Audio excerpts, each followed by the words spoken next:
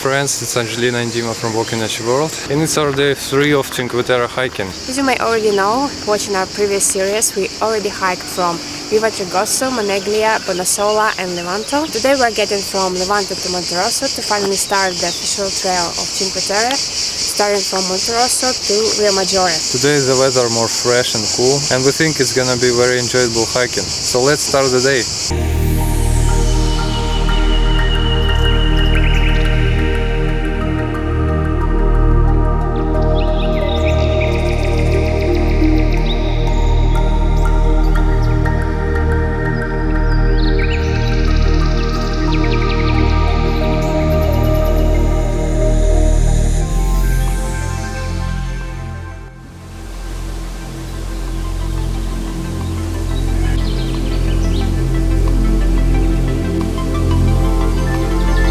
In case if you don't know, the Cinque Terre trail connects the 5 little fishing villages along the coast. The trail goes as close to the coast as possible, promising you great views over the Mediterranean Sea, the mountains and the vineyards along the way. And it is approximately a 13 kilometers long trail that you can do in parts or in one day if you wish. Yesterday we learned more information about this trail, and we realized that it is actually paid.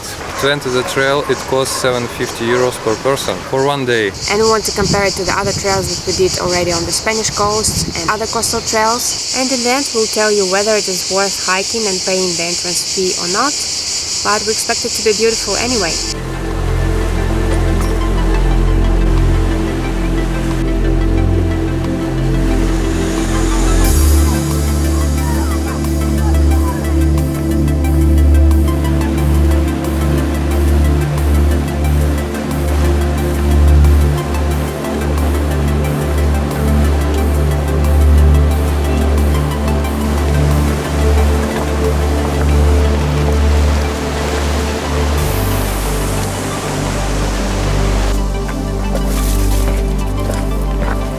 So now we entered the official trail, and for now we don't see anybody's checking the tickets, and it's closed because it's still like 7:30 a.m. now, so we guess they all will be open till 8 or 9 a.m. don't really know.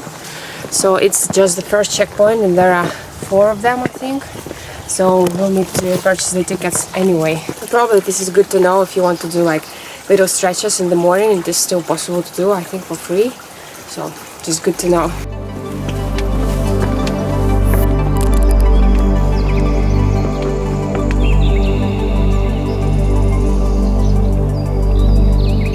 Also, it is nice to do in the early hours because there's not so many people.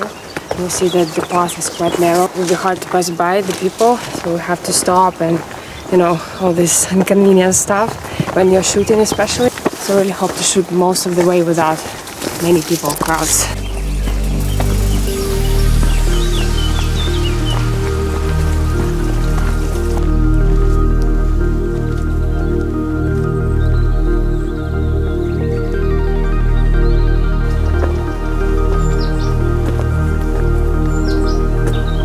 There are lots of steps right away from the start, and this is believed to be the most difficult part of this trail. The steps are eternal. This is what kills the muscles the most when you push on the same muscle groups. Oh.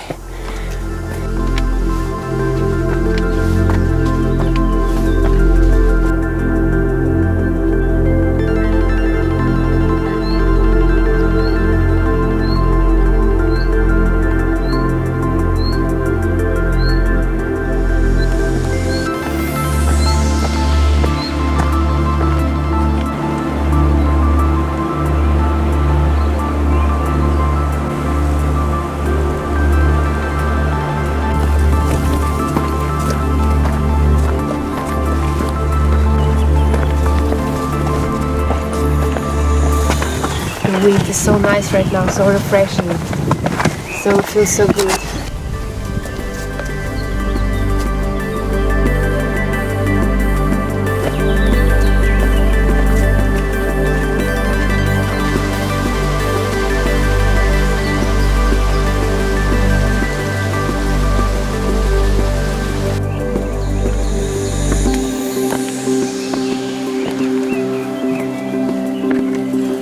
these places, we noticed there are quite a lot of water sources, little rivers and ponds like this one.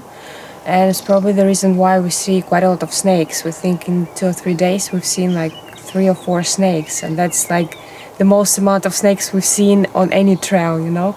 In Vernazza, we think we saw it only once, and in Mont Blanc, not a one, I think, right? So I think it's a great environment for them to live here. Also, we see lots of lizards, and also some insects alike to scorpion, you know, like this little black. We don't know like the variety exactly. We need to check it out in the internet, but it was a bit scary because we saw him on the rock. And yeah, so especially for wild camping, have to think about it now.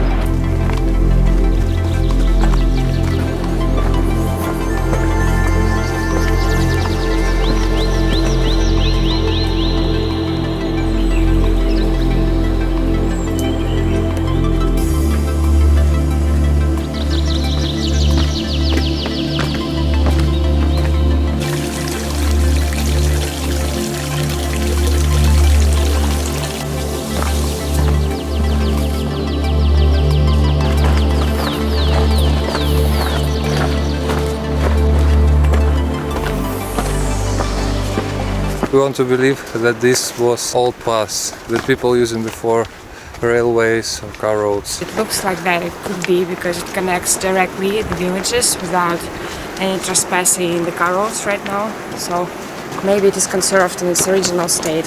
For now there are rarely places like this, I think. We see a very unusual structure going along the way, like 4 kilometers or so now. And this is like the metal railway, like one rail. And maybe it's used for some transportation, for some farming purposes. Not sure what is that, but looks very unusual. If you know for what it can be used, leave us a comment, we're curious to know.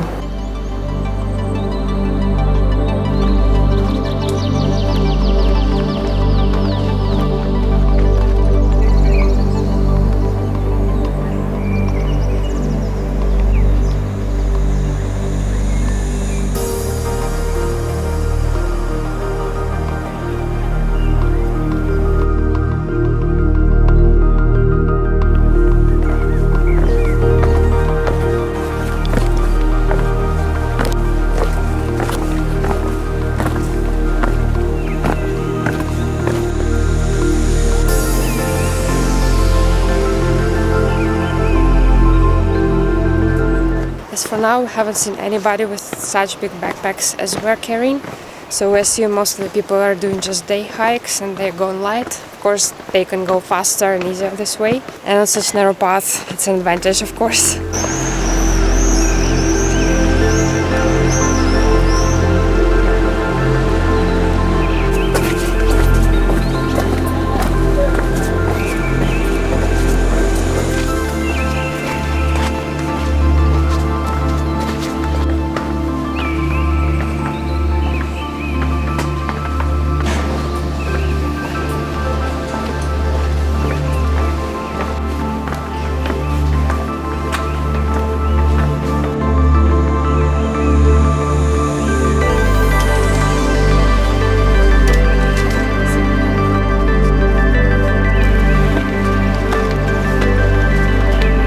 See that there are a lot of other trails coming through the same Cinque Terre pass, and we wonder if the people want to do the other trails, if they still need to pay the same amount or they just let them go. We guess that everybody needs to pay, but that's weird. Only off season you can go free here. That is strange to us.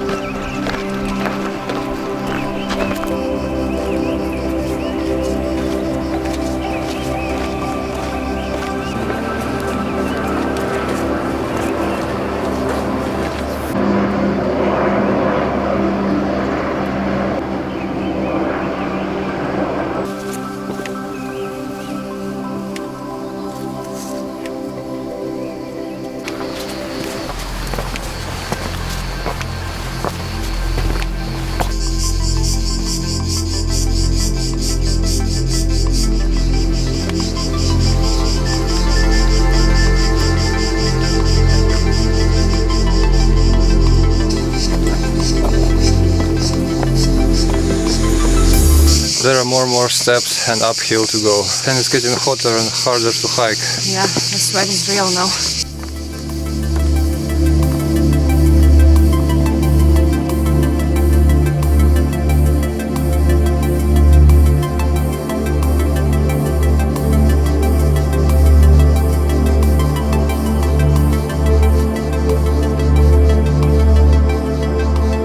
Now we're coming to the end of the second part of the trail, coming close to the town Corniglia. And then from Corniglia to Manarola, we saw on the map that this part is actually closed, like the other big part. And only one little part from Manarola to Riomaggiore is left for us to do. So we'll probably skip that by train, so we'll take a train and do the rest little part, because taking an alternative path, not along the coast but over the mountain, it will take us more time and we won't have time for the rest. So we'll do that. Unfortunately, that is the truth. It is even not open entirely. The bad news.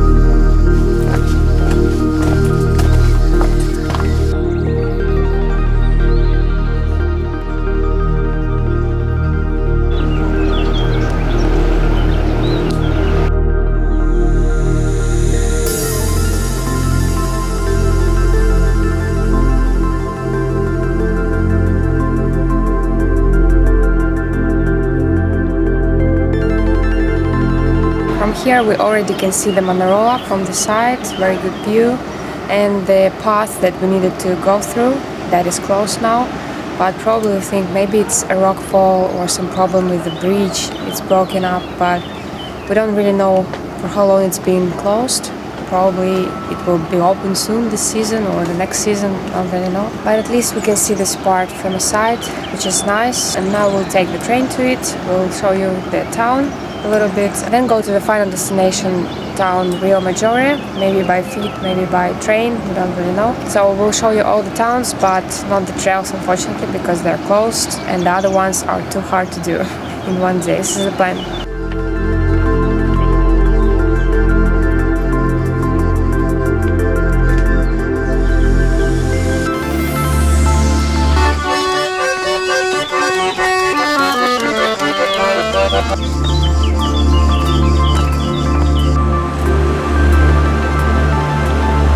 We're checking out the last part of the trail from Manarola to Riomaggiore, which is this 1.5 kilometers Via dell'Amore trail, and it's obviously closed. As you can see, the gate is on the lock, and it's been a long time since touching. We think like there is nobody there going, so probably the reason is the same, the rock fall or some other reason, but yeah, that is really sad that is closed.